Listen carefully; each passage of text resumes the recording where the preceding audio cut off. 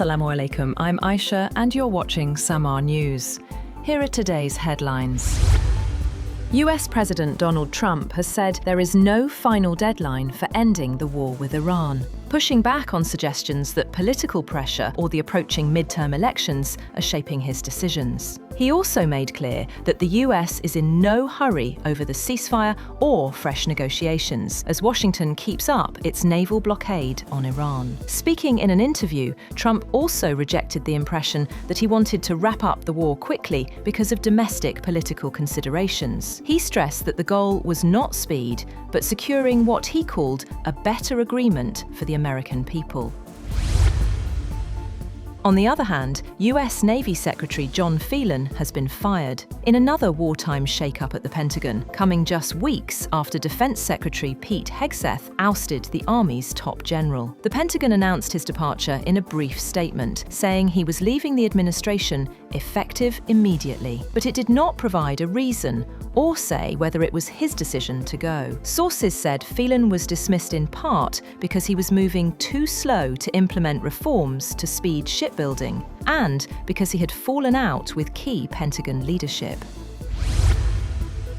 The US military has intercepted at least 3 Iranian-flagged tankers in Asian waters and is redirecting them away from their positions near India, Malaysia, and Sri Lanka. One of the vessels was the Iranian-flagged deep-sea supertanker, which was part-loaded with crude and last seen on its public tracking transponder off Malaysia's coast a week ago. The smaller Iranian-flagged Sevin, which had a maximum capacity of 1 million barrels and was carrying 65% of its load, was also intercepted. The Iranian-flagged supertanker Dorina was also intercepted, fully loaded with 2 million barrels of crude.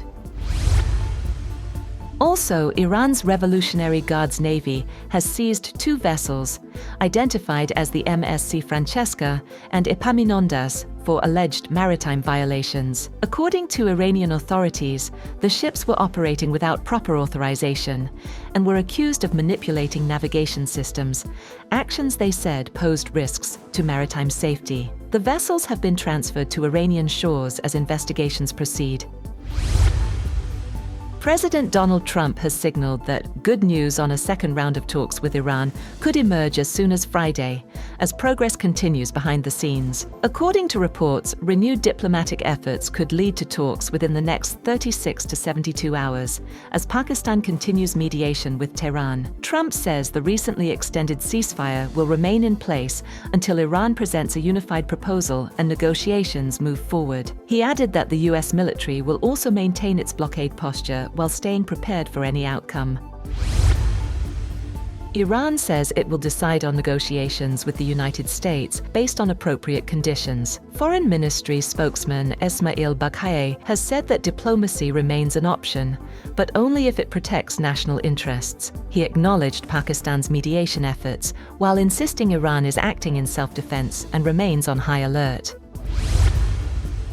Iran's President Masoud Pezeshkian has said that US actions are blocking meaningful negotiations, as he accused Washington of contradictions. In a social media post, he said that blockade and threats undermine trust and are the main obstacles to genuine negotiation. Meanwhile, Parliament Speaker Mohammad Bakr Kalibaf says a full ceasefire cannot hold while the US blockade remains in place. In a social media post, he said that reopening the Strait of Hormuz is impossible under what he called a clear violation of the ceasefire. Accusing the US of taking the global economy hostage, Kalibaf said the invading forces could not achieve their objectives through military aggression and would not achieve them through threats either.